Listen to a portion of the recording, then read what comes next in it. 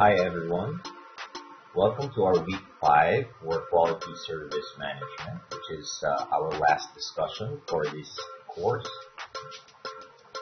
So in this chapter, we have the measuring and managing service delivery system. So we will learn measuring and managing service delivery, fixing service failure, and service excellence. So the course objective for this lesson would be measuring the effectiveness of service delivery and of the overall guest experience, respond when the guest experience fails to meet their expectations, discuss the overarching framework of the 3S, which is strategy, staffing, and systems. So measuring and managing service delivery. So there are several techniques and methods for assessing service quality, one of which is the process strategy. This is to avoid failure by monitoring and delivery while in process. So this is how to avoid failure through monitoring. Another one is service standards use, so by providing a standard in your service. So how do we measure service quality? It depends on the following. One is, of course, careful planning, careful training, rewards for guests, and creating rewards for guests and employees. And also considering using many measures or just one super measure or one tool to measure service quality. So next we have the service standard. So to create a service standard, we should have a job performance standard. Also management can walk around, or management by walking around or through observations of the delivery process. We also have line employee assessment of guest experiences. Next is service guarantee. Service guarantee is the quality of service that we deliver or we promise to our guests. So what are the organizational advantage of service guarantee? It forces everyone to consider customer's point of view, rather. Pinpoints where service failed. It also focuses quickly on problems at hand. It enhances likelihood of recovery or service recovery. It also sends a strong message to our customer. It also has potential disadvantage because it's laying out their cards, letting customers see or have an expectation of our delivery system or service delivery system. It's like you're setting the expectation for the customer. So what are the correct characteristics of a good service guarantee? Number one is it's of course unconditional. It is transparent, supposed to be transparent. Credible with high perceived value. So the guest should see it as a high value. And then it also focuses on key features of the service. It is supported by significant compensation to customer. It should also be easy to understand and communicate. This is one of the characteristics of a good service guarantee.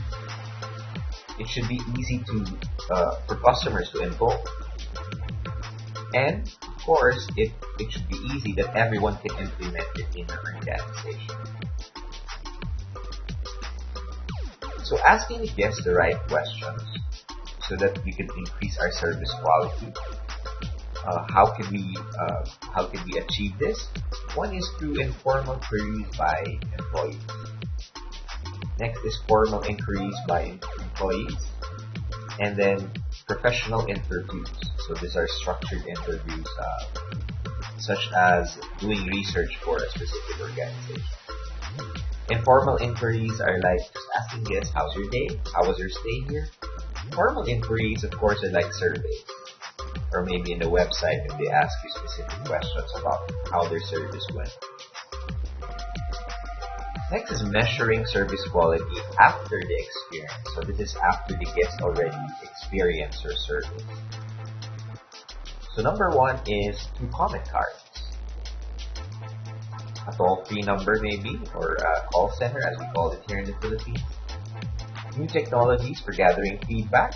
In their website, they have quick comments there, or in their Facebook page maybe. Focus groups are much more formal, wherein through a structured research, you would ask a specific group on how your service went. Also, customers evaluating service on their own, maybe through several feedback mechanisms. And there are also mystery shoppers, wherein you wouldn't know that a guest is there for the purpose of measuring your service. And sometimes they are also employed, most of the time, they are also employed by the company to check on a specific department's performance when it comes to service. So you have surveys here, which is part of the measuring service quality after the experience. So surveys can be through mail, could be a telephone call, or critical incidents, which is much more informal. SurveyQual is a type of research to gauge the service quality of an industry or an organization. And then finding and using the technique that fits. What technique can we use to evaluate our quality or our service quality? So, of course, the best evaluators for your service is none other than your guests. So you can also make an improvement cycle that continues. It's a continuous improvement, I mean. The Japanese call this the Kaizen system, wherein you'd always strive for continuous improvement of your service. Similarly, continuous improvement also. So, how do we fix service failure? Service failure is if the customer feels that they're not getting value for their money, or they're not getting the service that is expected of your organization. Because these are service failure. Here we will discuss service failure types, where and why. So there are three types of service failure. One is service product failure. If a tangible product does not perform according to the needs of the customer, a bed, for example, is broken, a door is broken. Failing to meet explicit or implicit customer requests. There are a certain requests that you cannot fulfill. For example, it may be because they demanded it, or it may be because it's not just available, simply not available. So failures are also caused by employee action or inaction. The front office failed to smile. Simple as that. So failures caused by other guests, random events, or circumstances beyond control of the organization. So what is the price of a failure in a hospitality organization? So one is it costs money to lose customer.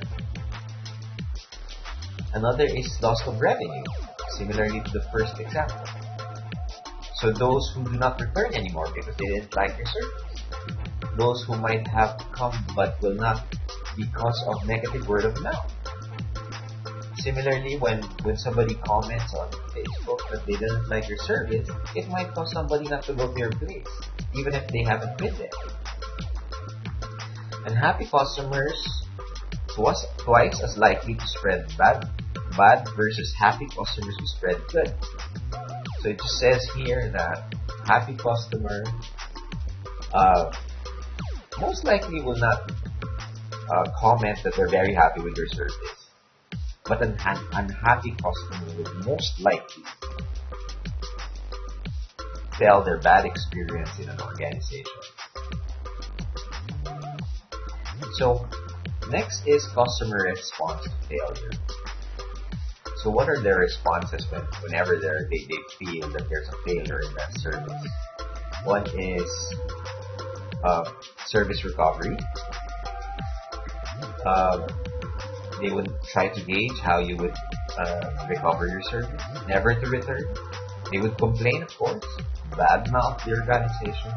There would be retaliation. Maybe they would say something bad in Facebook. They would tell their neighbor not to go to your place anymore.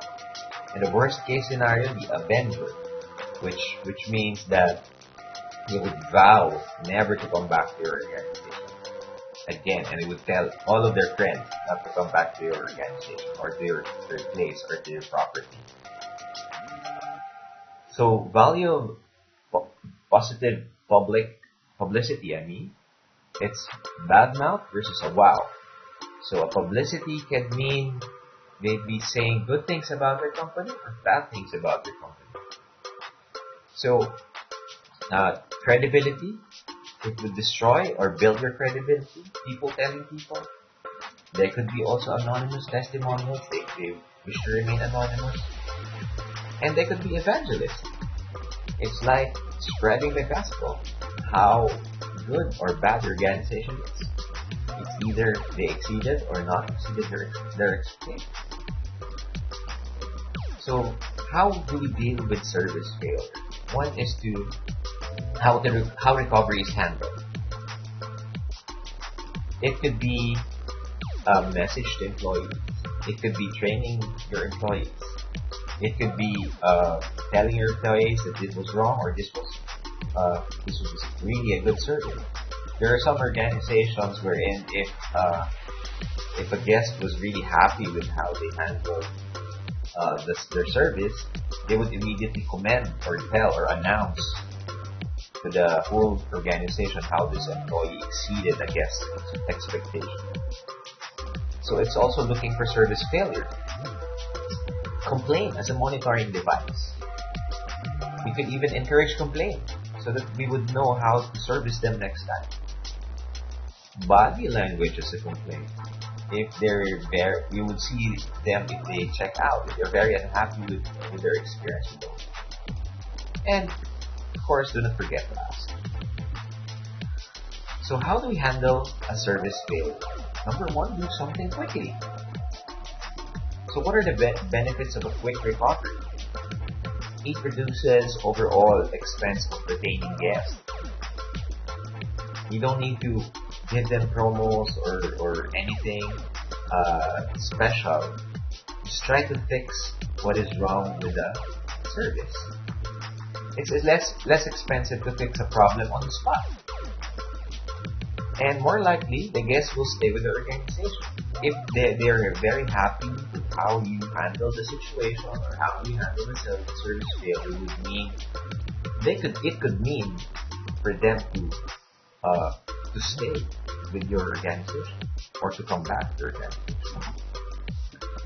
So service recovery system analysis. First is to identify failures and put into categories. Assign reason for each type for failure. Determine why the problem occurred in the first place. Select appropriate recovery strategy. Implement the recovery, and then review recovery efforts. See if they were successful in doing the recovery. Try to make a follow-up and see how the output and the outcome went after the recovery, which is very, very important. So what are the characteristics of a good recovery strategy? Ensure that failure is addressed quickly. Communicate clearly to the employees. And then should be flexible enough to accommodate different types of failures and different expectations. So, ultimately, customer defines your failure.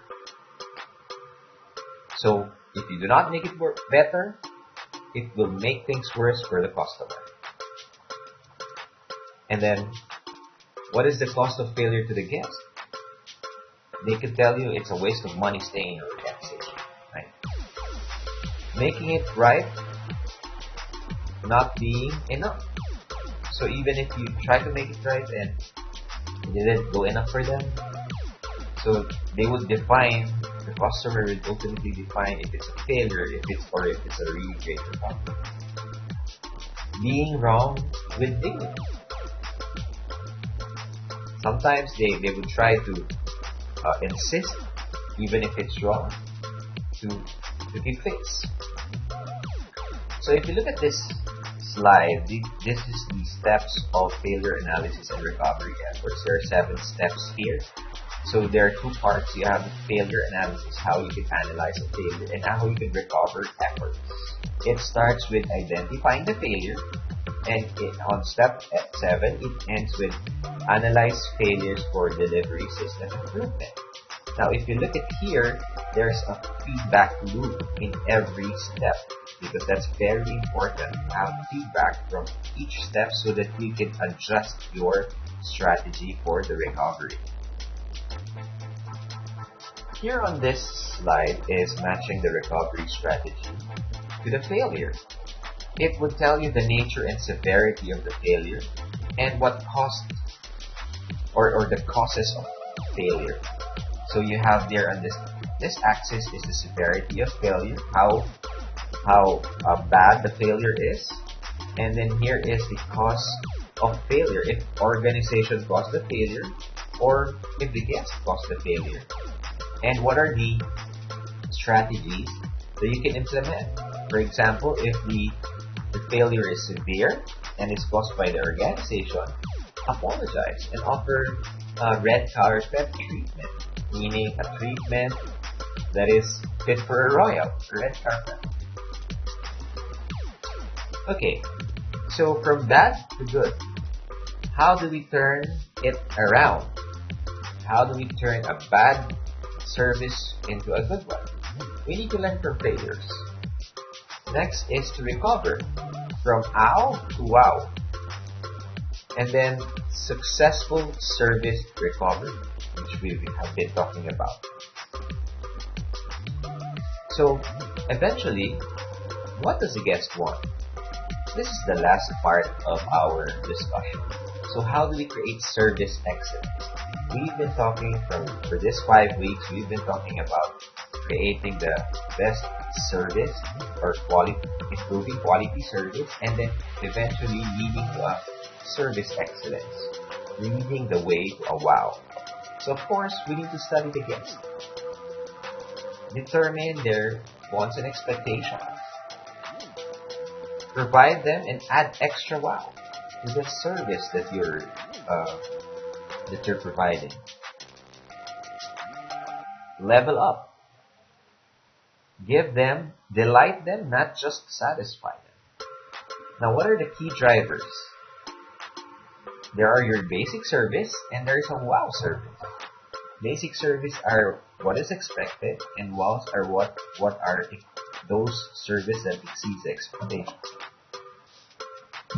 Of course, one of the strategy would be study the guests, study their movements, study what they want, and then accumulate information from all of those, all of the points that you've, or all of the research that you've done using this method by study. Next is personalized.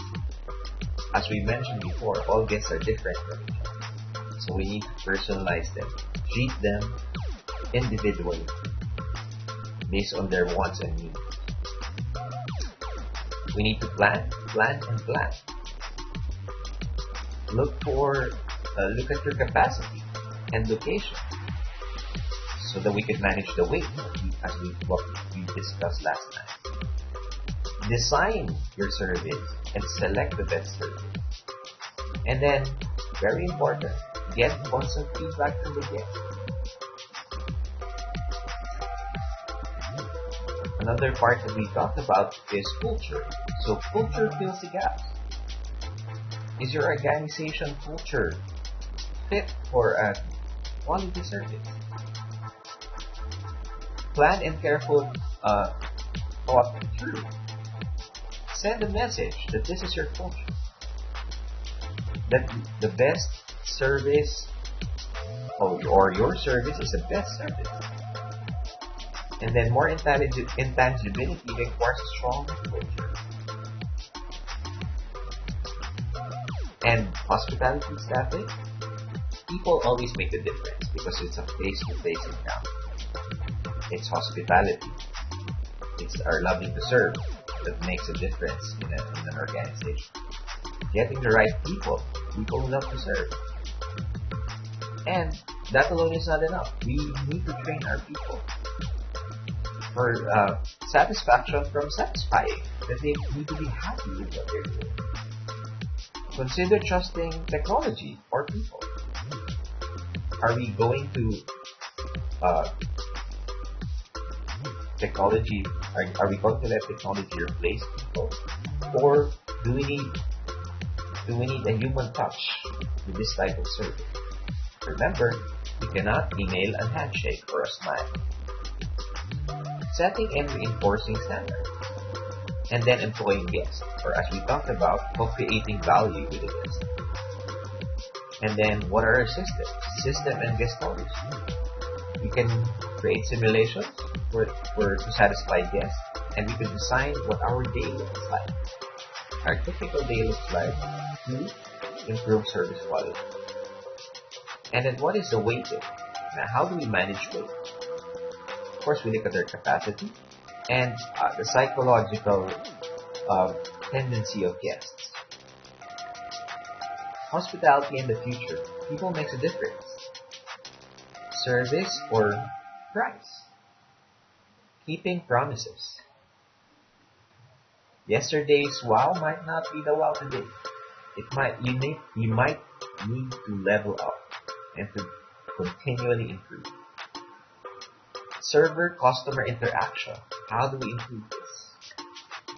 Because this is the future of hospitality and tourism. Leaders in the future. You will be future leaders of the hospitality and tourism industry.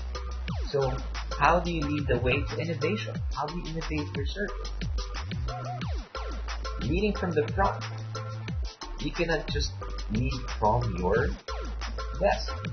You should know everything that happens in your organization. And you can only do that by leading by example or leading from the front. All jobs and people have value. Leaders, employees, guests, and your larger purpose. You're going back to your mission and your vision as an organization. Leaders in the future. Leaders challenge, blending it all together seamlessly. So how do you get all these components together, blend it all to create one great organization, achieve your mission and vision, and then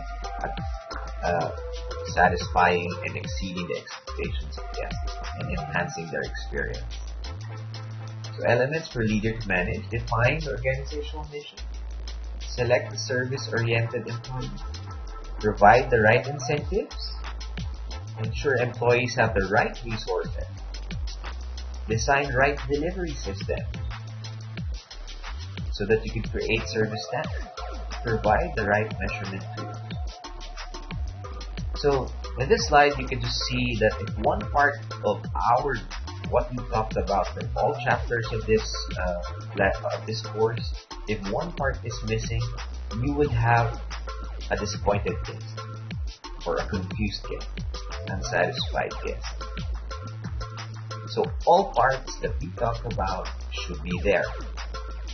If you see this formula, if your organization or your property has the vision, has the skills, has the incentives, has the resources, has the delivery system, has the proper measurement, you would have unsurpassed employees, great employees who love to serve. Guests would always be wow at their service. You can always exceed their expectations. You would have delighted guests, not just satisfied guests, but delighted ones. And let me end this course by saying this very, very important line, which is the whole course is all about, what the whole course is all about. It always begins and ends with a guest. Thank you very much for listening, and hope you learned something from this course. I'll see you for with the next courses with your higher years.